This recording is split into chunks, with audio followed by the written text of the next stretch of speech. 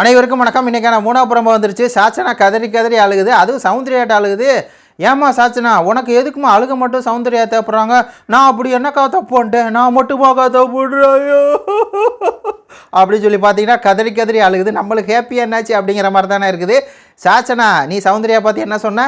Panic ஆகும் சௌந்தர்யாவுக்கு அப்படின்னு சொன்னேன். நீ இப்போ போய் என்னத்த கிழிச்சிட்டு வந்த அப்படிங்கிற மாதிரி தான் இருக்குது. அது சேச்சி கேட்டுச்சு பார்த்தீங்களா, வச்சு செங்குத்தா குத்துற மாதிரி.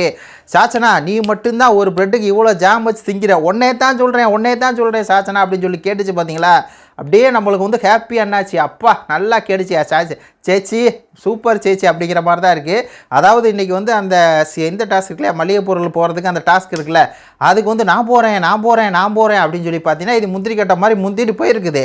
அப்போயே வந்து மஞ்சுரி சொல்கிறாங்க, இது வந்து நம்ம இது காட்டுறது இல்லை, ஆர்வத்தை காட்டுற ஒரு டாஸ்க் கிடையாது, நம்ம திறமை டாஸ்க் காட்டுற இடம் கிடையாது அப்படின்னு சொல்லி சொல்கிறாங்க. அப்போ சேச்சியை வச்சு செஞ்சு விட்றாங்க. அப்படியெல்லாம் இது பண்ணிவிட்டு அடம் பிடிச்சி வந்து போய் என்ன ஆகி போகுது, சுத்தமாக வந்து பார்த்திங்கன்னா ஜாமானை எடுக்கலை போல இருக்குது. மளிகை ஜாமானுக்கு உண்டான ஜாமானை எடுக்கலை போல இருக்குது.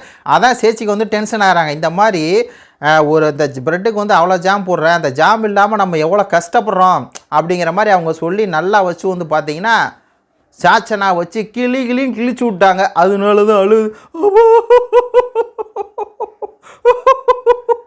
எல்லாம் சொன்னாங்க. நான் மட்டுமா தப்பு பண்ணேன், ஜாக்லின் தானே வந்தாங்க.